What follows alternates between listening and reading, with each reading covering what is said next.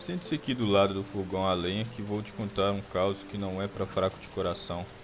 Eu sou o velho Manuel, seu avô, com 82 anos nas costas e a alma mais pesada que um saco de milho verde.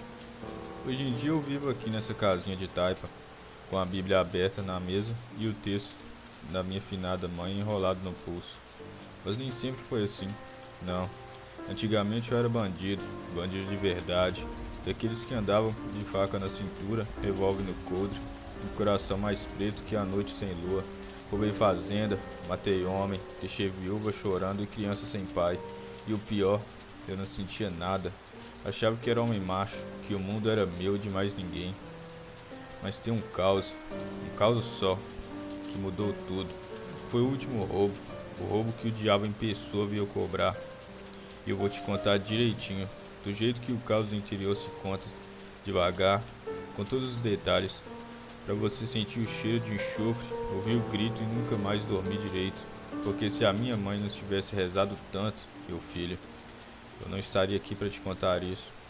Era ano de 1968, lá pro lado de São João do Piauí, naqueles matos fechados onde o rio Parnaíba corta o mundo com uma faca enferrujada. Eu chefiava um bando de 5. Eu, o Zé Pretinho, o Tonho da facada, o Lucas Olho Torto e o Chico do bode. Esse último era o pior de todos. Chico não era bandido comum. Ele tinha feito acordo com o Tinhoso. Todo mundo sabia, mas ninguém falava. Diziam que ele tinha assinado um papel com sangue lá na encruzilhada da Pedra do Elefante, numa sexta-feira da Paixão. Depois disso, Chico nunca mais errava um tiro, nunca mais perdia uma briga e o dinheiro escorria para os bolsos dele como água na chuva. Mas os olhos dele, ai meu Deus, os olhos dele tinham um brilho que não era de gente, parecia que tinha fogo dentro. A gente tinha feito uns 10 roubos bons naquele ano. Eu já tinha uma casa de taipa escondida no mato, cheia de ouro, relógio, anel e dinheiro miúdo. Mas o vício da cachaça e da mulher alheia não deixava a gente parar. A gente ouviu falar de uma fazenda grande, a fazenda da Pedra Branca, do coronel Aristides. Diziam que o velho tinha um cofre cheio de ouro em barra, joia da falecida esposa e um baú cheio de dinheiro de herança. A fazenda ficava isolada, só com uns 3 peões velhos e a filha solteirona. Parecia fácil. A gente chegou lá de noite fechada, numa lua minguante que mal iluminava o terreiro. O vento estava frio, daqueles que corta a cara como navalha. Os cavalos relinchavam baixo, nervosos, como se sentisse que algo não estava certo. A gente amarrou os animais num matagal longe e foi a pé, de faca e revólver na mão. O Zé Pretinho ia na frente, farejando como cachorro. O Tonho da facada carregava o saco de lona para voltar ao roubo. O Lucas Olho Torto vigiava a retaguarda. Eu e o Chico fechávamos o grupo. Quando a gente pulou o muro de pedra, o silêncio era tão grande que dava para ouvir o coração batendo no peito. A casa grande era grande, de taipa e telhado de palha, com varanda toda em volta. As janelas estavam fechadas, mas a gente via luz de lamparina lá dentro. Tem gente acordada, sussurrou o Chico, com aquele sorriso torto. Melhor, a gente amarra e acaba logo. A gente estava se aproximando da porta da cozinha quando ouvimos um barulho de passos. Passos pesados, de bota, vindo do terreiro dos fundos. Alguém se aproximando, rápido. A gente não pensou 2 vezes. Eu fiz sinal e a gente correu para dentro da casa pela porta dos fundos, que estava só encostada. Entramos todos, fechamos a porta devagar e ficamos ali, encostados na parede, suando frio no escuro. A casa estava quente por dentro, cheirando a feijão cozido e lenha queimada. Nós esperamos. Os passos lá fora pararam bem na frente da porta. Depois sumiram. Tava um silêncio de novo. O Lucas Olho Torto sussurrou: "Foi o vigia. Deve ter ido embora." Mas eu já estava sentindo um frio na espinha. Um frio que não era do vento. Era outro frio. Frio que vem debaixo da terra. A gente começou a revistar a casa. O cofre estava no quarto do coronel. A gente achou fácil. O Tom abriu com a faca e o pé de cabra. Ouro, sim, muito ouro. Anéis, colares, um crucifixo de ouro maciço que a gente jogou no saco sem nem olhar. O Chico ria baixo. Hoje o diabo vai ficar contente com a gente. Foi aí que começou. Primeiro foi o barulho, lá fora, no terreiro. O cachorro começou a uivar. Não era um uivo normal. Era um uivo longo, desesperado, como se o bicho tivesse visto a morte. Depois parou de repente, cortado no meio. A gente ouviu um barulho molhado, como carne sendo rasgada. Depois, silêncio. Zé Pretinho foi até a janela e abriu uma fresta. "Olha só isso!" ele disse, a voz tremendo. A gente se juntou do lado de fora. No terreiro iluminado só pela lua fraca, o cachorro da fazenda estava lá, mas não inteiro. A cabeça dele tinha virado para o lado, o pescoço quebrado e o corpo estava sendo arrastado por algo que não era gente. Só uma sombra preta, sem forma, que puxava o bicho pela pata traseira, deixando um rastro de sangue no chão de terra batida. A sombra parou, virou o que parecia ser uma cabeça na nossa direção e sumiu no ar. Ninguém falou nada. A gente fechou a janela. O coração estava batendo tão forte e parecia que ia sair pela boca. Depois veio um cheiro de enxofre forte, tão forte que ardia o nariz. Lucas começou a tossir. "Que diabo é isso? Alguém acendeu fogo?" Mas não tinha fumaça, era só o cheiro. Com o cheiro veio um frio que gelara os ossos, como se a casa tivesse virado um frigorífico do inferno. A gente continuou pegando as coisas, o saco já estava pesado, mas o barulho voltou. Agora era dentro da casa, passos no corredor, passos lentos, arrastados, como se alguém de chinelo velho estivesse andando. A gente parou, Tony pegou o revólver. "Quem tá aí?" ele gritou com a voz rouca. Ninguém respondeu. Os passos pararam bem na porta do quarto onde a gente estava. A porta começou a abrir sozinha, devagar, rangendo. A gente apontou as armas. Nada. Só o corredor escuro. Mas no escuro tinha olhos. 2 olhos vermelhos brilhando, flutuando no ar. Uns 2 metros do chão. Eles piscaram. Depois sumiram.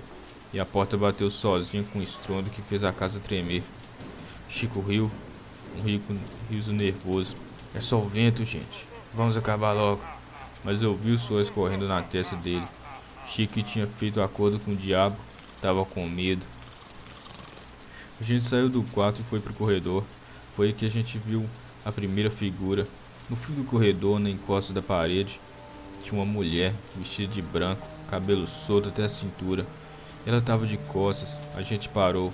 "Ei, moça", disse o Zé Pretinho, "a senhora não grita que a gente não faz nada." A mulher não se mexeu. Então ela virou o rosto, devagar, bem devagar. O pescoço torceu como se fosse de borracha. O rosto não era o rosto de gente, era um buraco preto, com dentes amarelos aparecendo no meio, e os olhos, os mesmos olhos vermelhos. Ela abriu a boca e soltou um grito que não era de mulher, era de alma penada, um grito que entrava no ouvido e saía pela espinha. A gente correu de volta para o quarto, trancou a porta. O Tony estava branco como papel. "Isso não é gente, Manuel. Isso é coisa de outro mundo." Lá fora, no terreiro, os fenômenos começaram a piorar. A gente ouviu os cascos de cavalo, muitos, galopando em volta da casa, mas não tinha cavalo nenhum. Depois veio o riso de criança rindo alto, correndo, como se estivesse brincando de esconde-esconde. Mas as vozes vinham de todo lado, debaixo da casa, do teto, de dentro das paredes. Uma voz de menino gritou: "Achou! Achou o Chico!" E o Chico pulou para trás como se tivesse levado um tiro. O cheiro de enxofre ficou insuportável. A lamparina começou a piscar, depois apagou. A escuridão foi total. A gente acendeu os fósforos. No clarão fraco, a gente viu as paredes. As paredes estavam suando sangue, gotas grossas, vermelhas, escorrendo devagar, formando palavras tortas. "Chico é meu, a alma já tá assinada. Manuel, tua mãe reza muito." Eu senti o estômago revirar. Minha mãe, minha velha mãe, que eu tinha abandonado fazia anos, que morava sozinha numa casinha pobre em Floriano, rezando o texto todo dia pedindo para eu voltar pro bom caminho. Como o diabo sair disso? Lucas começou a chorar. "Eu quero sair daqui, eu quero sair daqui." Ele correu para a janela, abriu. Do lado de fora o terreiro não era mais terreiro, era um campo de cruzes, centenas de cruzes tortas, fincadas na terra, Em cada uma, um corpo pendurado, os corpos se mexiam, viravam a cabeça na direção da janela. Todos tinham o rosto do Lucas. Todos gritaram o nome dele. Ele fechou a janela aos berros, caiu no chão, se contorcendo, espuma na boca.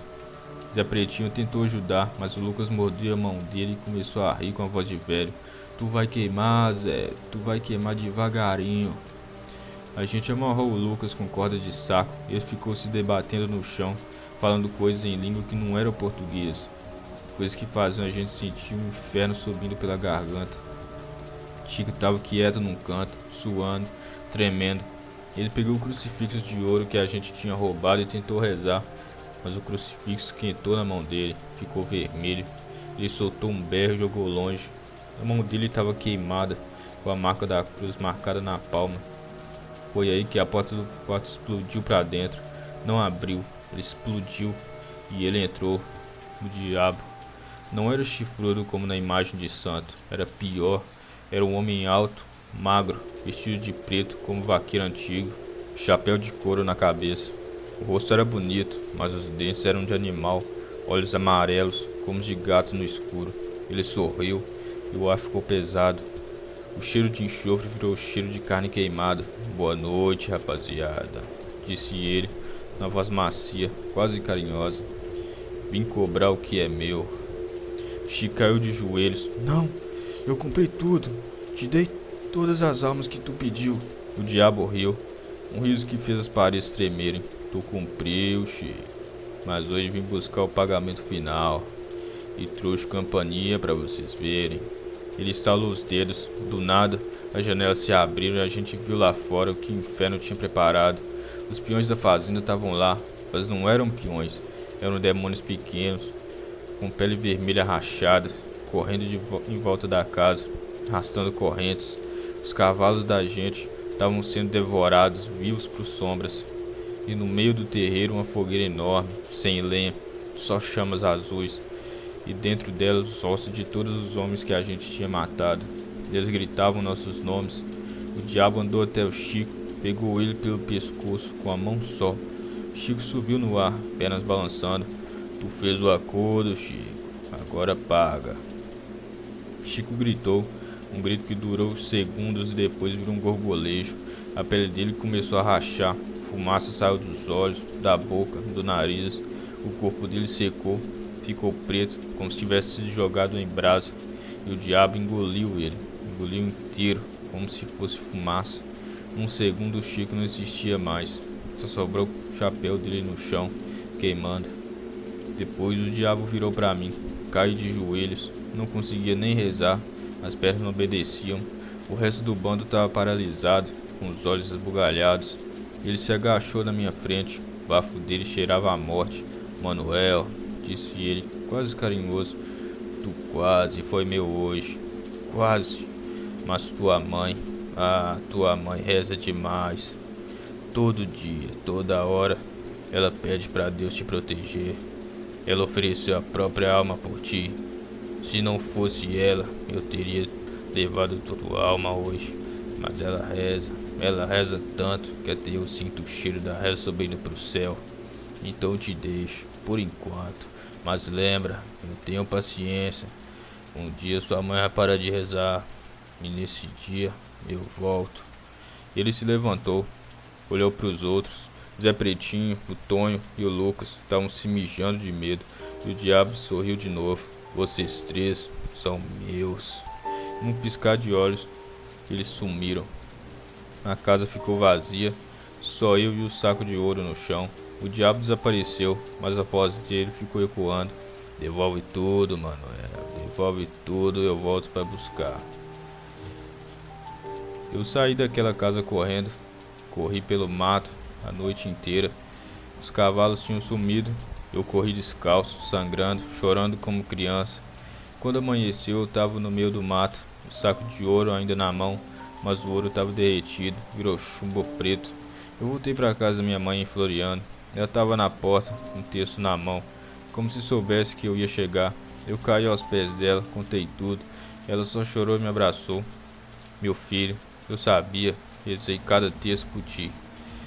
No dia seguinte eu comecei a devolver tudo. Fui de fazenda em fazenda, deixava o ouro, o dinheiro, a joia na porta com um bilhete: perdão, isso é do roubo.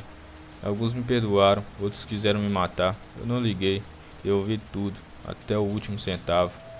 Depois eu entrei na igreja, o padre me batizou de novo, como se eu tivesse nascido de novo. Virei sacristão. Todo dia eu rezo o texto da minha mãe. Todo dia eu conto esse caos para quem quiser ouvir.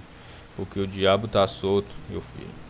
Ele tá solto e ele tem paciência. E toda noite, quando o vento sopra forte, eu ouço os cascos, ouço o riso das crianças e eu sinto o cheiro do enxofre. Mas eu rezo, rezo muito. Enquanto minha mãe estiver no céu rezando por mim, o diabo não me leva. Agora vai dormir, mas antes, reza um Pai Nosso. Rezar nunca é demais.